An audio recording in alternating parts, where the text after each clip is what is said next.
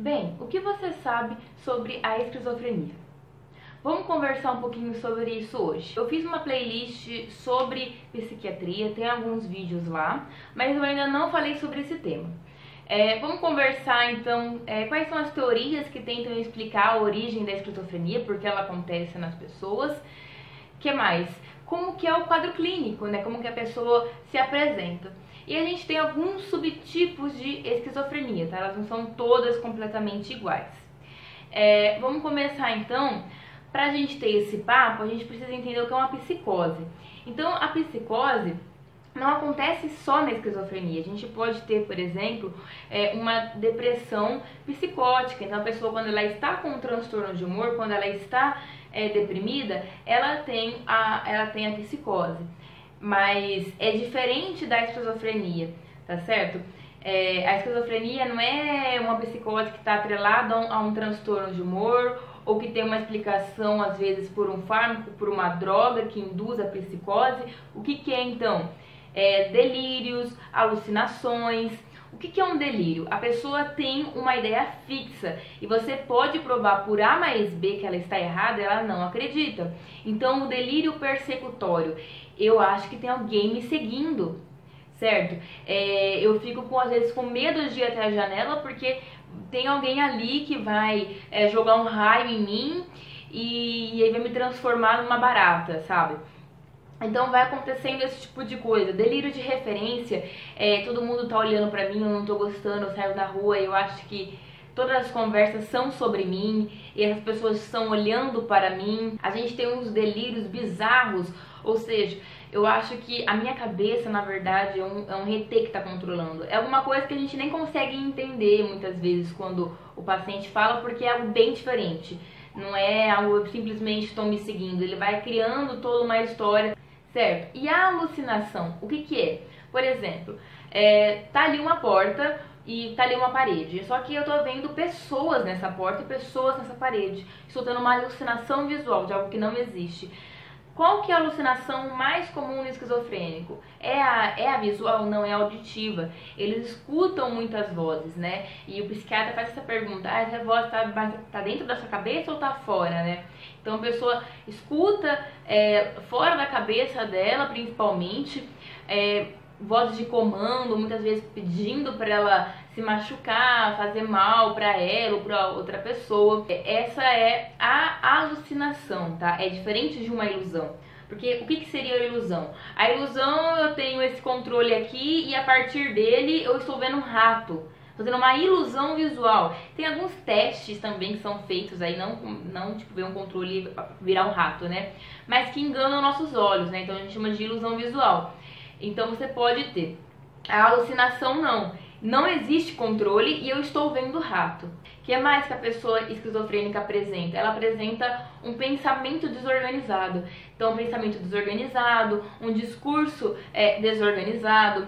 A gente tem um prejuízo social, porque uma dificuldade de convívio, alguns sintomas negativos, né, que seriam esse afastamento das relações interpessoais, um afastamento dessa questão mais afetiva, comportamentos que não são normais. Isso varia também de cada subtipo, né? Tem alguns, a hiperfrênica, ela tem bastante essa questão do comportamento anormal, e a gente vai conversar sobre isso daqui a pouco. Então eu tenho esse quadro. Se ele durar mais que 6 meses, aí eu vou ter o diagnóstico de esquizofrenia.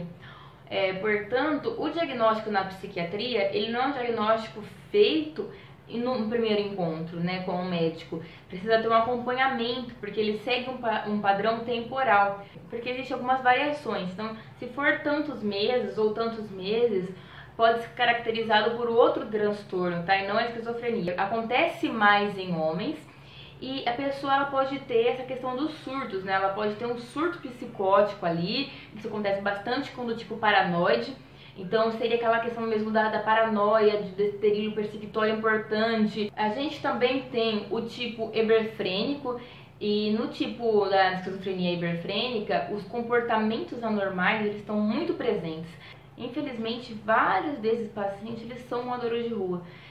Aqueles que falam sozinhos, usam vários acessórios bizarros, coisas colocadas na cabeça. O que acontece é que com a reforma psiquiátrica, né, muitos hospitais foram fechados e a gente tem uma saúde mental no nosso país, né, uma área da psiquiatria, uma má gestão muito grande.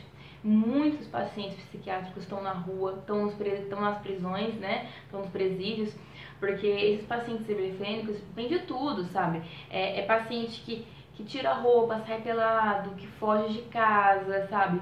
Que às vezes bate nos familiares. São pessoas também que é muito difícil convívio para a família e para a sociedade também, acabam fugindo. Muitos deles acabam sem saber quem é a família, precisavam estar internados, certo?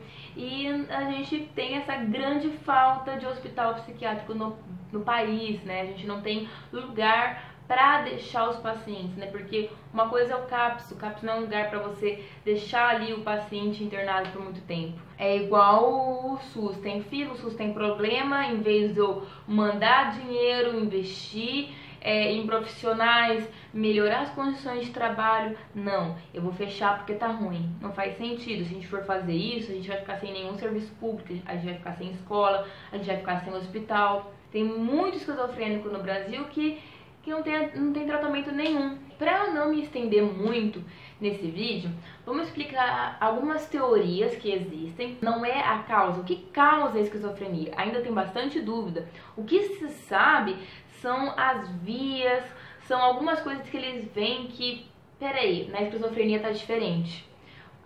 Uma das mais importantes que a gente pode citar é a via dopaminérgica, que a gente já falou muito da dopamina, né, quem acompanha o canal aí já sabe bastante coisa, mas a dopamina ela participa de várias vias, tá certo?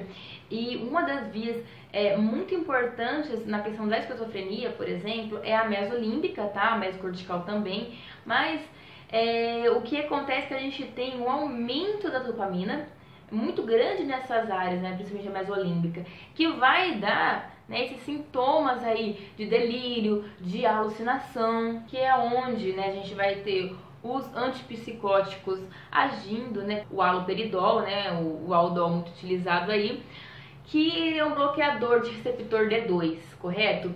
Então, agora a gente tem bastante remédios aí, tá, de segunda geração, né, risperidona, quetiapina, que eles são muito importantes, né, para os sintomas negativos, porque os remédios mais antigos, né, por exemplo, o aldol é muito bom ainda, é bastante eficiente, mas ele trata muito mais os efeitos positivos, sabe, que é essa questão principalmente do paranoide.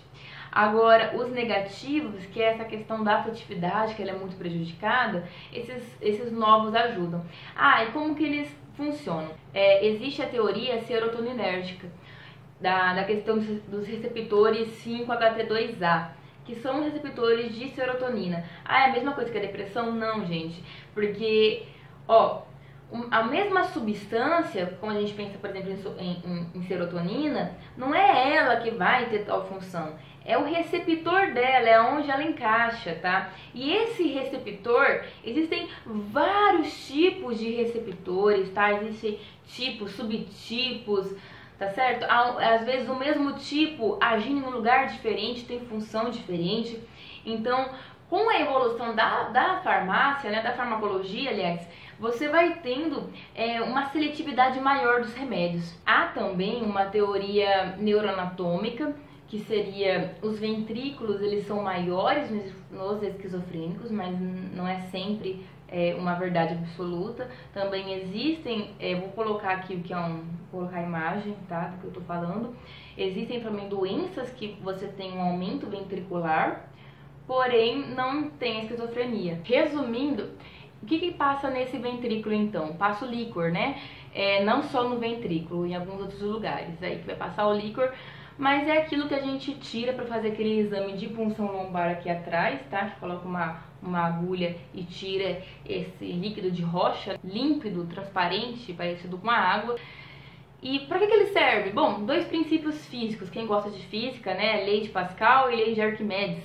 Então, a lei de Arquimedes do empuxo Ou seja, para deixar nosso sistema nervoso central mais leve. Se eu estou numa piscina, eu consigo segurar alguém com uma mão, né? Então você vai ajudar o peso aí da sua consciência. O que mais? O princípio de Pascal, para distribuir a pressão.